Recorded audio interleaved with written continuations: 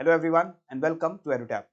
दोस्तों, EPFO assistant provident fund commissioner examination की notification release हो चुकी हैं और ये एग्जाम इस साल यानी 2023 में मोस्ट प्रोबेबली कंडक्ट हो जाएगा। लेकिन इससे पहले ये एग्जाम 2015 की नोटिफिकेशन के अंडर कंडक्ट हुआ था और इस वीडियो में हम लोग ये समझने की कोशिश करेंगे कि क्या ऐसे कुछ पॉइंटर्स हैं, क्या ऐसी कुछ लर्निंग्स हैं जो हमें लास्ट यानी 2015 एग्जामिनेशन से मिलती है, जिसको ध्यान में रख के हमें 2023 के एग्जाम की भी तैयारी करनी है। इससे पहले कि वो लर्निंग्स मैं आपके साथ शेयर करूं, I would like to share this brilliant guide book that EduTap has prepared for all the aspirants who are appearing for the APFC और EOAO एग्जामिनेशन। दोस्तों, इस गाइड बुक के अंदर आपको दोनों एग्जामिनेशन से जुड़ी सारी क्वेरी, सारे क्वेश्चंस का आंसर जो है डेफिनेट तरीके से मिलता है, एक बहुत प्रेजेंटेबल फॉर्मेट में मिलता है। And most important thing is कि जो प्रीवियस ईयर्स क्वेश्चंस पूछे गए हैं एपीएफसी और ईओएओ एग्जाम्स के, उन क्वेश्चंस को सॉल्यूशंस के साथ हमने इस गाइड बुक के अंदर इंक्लूड किया है। तो आपको एग्जाम का सिलेबस है, एग्जाम की स्ट्रेटजी है, एग्जाम के अंदर कौन कौन से तरीके के क्वेश्चंस पूछे जाते हैं और पूछे गए हैं, ये सारी इंफॉर्मेशन मिलती है इस गाइड बुक में। In addition to this you also get to know कि जिस जॉब के लिए आप एग्जाम दे रहे हैं वो जॉब किस तरीके की है, क्या चीजें आपको उन जॉब्स के अंदर करनी पड़ेंगी और क्या आपको फायदा होता है, क्या आपका मॉनेटरी कॉम्पेंसेशन या अलाउंसेस आपको मिलती है इन जॉब्स के अंदर। तो in all A to Z आपकी क्वेरीज का आंसर इस गाइड बुक में है। फ्री ऑफ कॉस्ट ये गाइड बुक आप डाउनलोड कर सकते हैं, नीचे डिस्क्रिप्शन बॉक्स में जाकर के click on the link and you will be able to download this guide book और उसके बाद आप अपने हर क्वेश्चन का आंसर इस गाइड बुक से ले सकते हैं। अब चलिए बात करते हैं about the learnings that we have from the last exams that was 2015 APFC examination.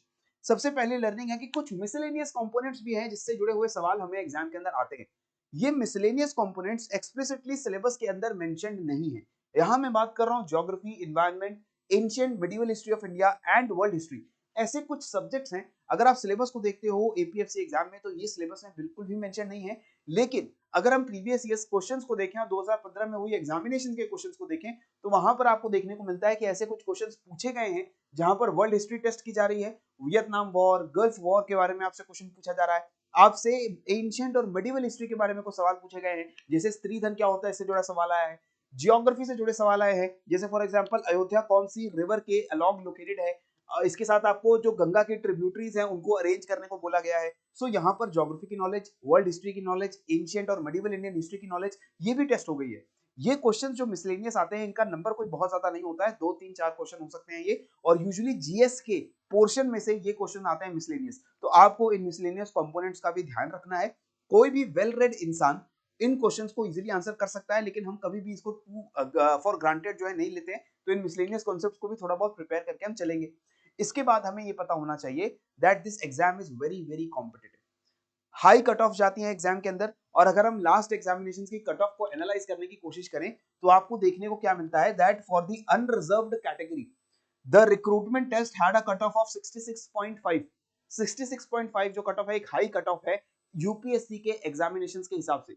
इसके साथ जो फाइनल सिलेक्शन के लिए अनरिजर्व कैटेगरी की कट ऑफ गई थी वो गई थी 268.37 out of 400, which is a really high cut of for this kind of an examination. Exam का जो लेवल है कोई बहुत हल्का नहीं होता है, कोई बहुत इजी एग्जाम नहीं होता है, लेकिन द नंबर ऑफ कैंडिडेट जो इस एग्जाम में आते हैं वो काफी हाई रहता है। लास्ट टाइम हमने देखा over 1,63,000 candidates they were appearing for the exam, और इस बार 2023 में क्योंकि नोटिफिकेशन बहुत दिनों के बाद आई है, हम उम्मीद कर रहे हैं कि कैंडिडेट्स का नंबर काफी ज्यादा होगा और लोग भी, जो कैंडिडेट्स भी हैं वो भी हाईली प्रिपेयर्ड होंगे as compare to last time.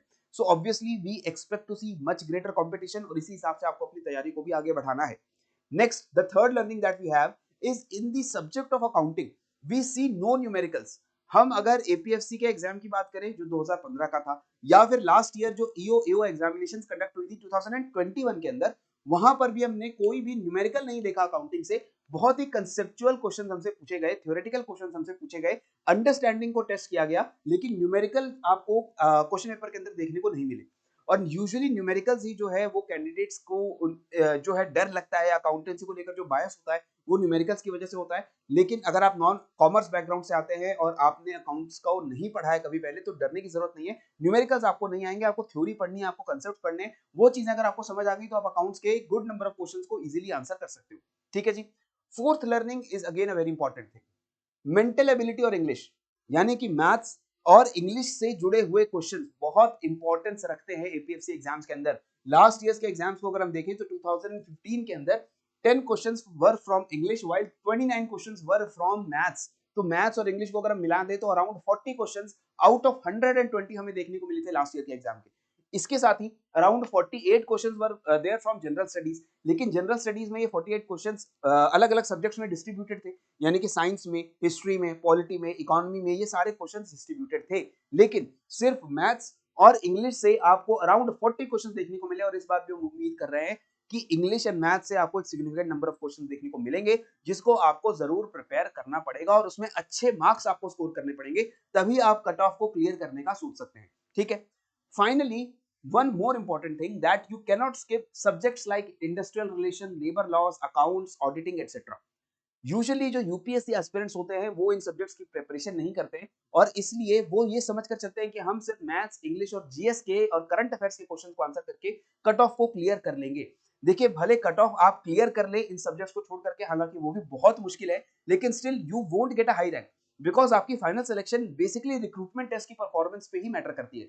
Interview का कोई बहुत ज्यादा वेटेज नहीं है फाइनल सिलेक्शन के अंदर, और फाइनल सिलेक्शन में आपके रिक्रूटमेंट टेस्ट के जो मार्क्स हैं उनका वेटेज बहुत ज्यादा रहता है। सो भले आप कट ऑफ क्लियर कर लो, इंटरव्यू के लिए आपको बुला लिया जाए, लेकिन अगर आपके मार्क्स अच्छे नहीं है, हायर साइड पे नहीं है, तो कम चांसेस हो जाते हैं आपकी सिलेक्शन के। So always remember, basic questions आएंगे आपको इंडस्ट्रियल रिलेशन, लेबर लॉज और अकाउंट से, जैसे अकाउंट्स का मैंने दिखाया भी, न्यूमेरिकल्स नहीं होंगे। आईआर लेबर लॉज से भी आपको बेसिक क्वेश्चंस आते हैं, बहुत डिफिकल्ट क्वेश्चंस नहीं आते हैं, एंड इसकी वजह से सब्जेक्ट जो हो जाता है वो जाता है स्कोरिंग। क्वेश्चंस का नंबर यही कुछ 10 क्वेश्चन आपके accounts, 10 question IR labour loss के होंगे, लेकिन स्टिल दिस इज स्कोरिंग, क्योंकि इन 10 में से अगर आपने तैयारी ठीक से की है तो आप 7-8 क्वेश्चन इजीली सॉल्व कर सकते हो, और अगर आप बहुत अच्छे से तैयारी करके जा रहे हो तो हो सकता है सारे क्वेश्चन आप करेक्टली सॉल्व करके आओ, एंड दैट इंश्योर्स कि you get a mark on a higher side in the recruitment test. ये बहुत इंपॉर्टेंट हो जाता है फाइनल सिलेक्शन के लिए, और यही आपकी रैंक डिसाइड करता है कि आप एपीएफसी की एग्जाम को या ईओ के एग्जाम को अगर क्लियर करने जा रहे हो तो क्या आपकी रैंक होगी, और फाइनल मेरिट लिस्ट में विल यू बी देयर और not. This will be decided whether you are performing in IR labour laws और अकाउंट्स, क्योंकि GS, current affairs, maths, English, ये वो सब्जेक्ट्स हैं जो बहुत सारे मेजॉरिटी एस्पिरेंट्स जो है अच्छे से प्रिपेयर करके वहां पर जाएंगे और वहां एग्जाम की परफॉर्मेंस में बेस्ट देने की कोशिश करेंगे। लेकिन बहुत सारे एस्पिरेंट्स, स्पेशली यूपीएससी बैकग्राउंड वाले, वो इन सब्जेक्ट्स को उतना सीरियसली नहीं लेंगे। अगर आप इसको सीरियसली लेकर अच्छा परफॉर्म करके आ पाते हो, तभी आपके बहुत अच्छे मार्क्स वहां आने की उम्मीद है। एंड फाइनली एक लर्निंग और है इस एग्जाम से, और वो लर्निंग हर एग्जाम से हमें मिलती है। वो क्या है कि जितनी ज्यादा प्रैक्टिस आप करेंगे, जितने ज्यादा मॉक्स आप सॉल्व करोगे एग्जाम से पहले, उतना अच्छा परफॉर्मेंस आपका एग्जाम के अंदर देखने को मिलेगा। सो ऑलवेज बी श्योर कि ये 5 लर्निंग्स के साथ the sixth and the most important learning is that you have to practice hard and practice consistently for achieving success in this exam. So this is all that I had to share about the learnings from the last APFC examination. लगातार पढ़ते रहिए, बढ़ते रहिए। जय Hind and जय भारत।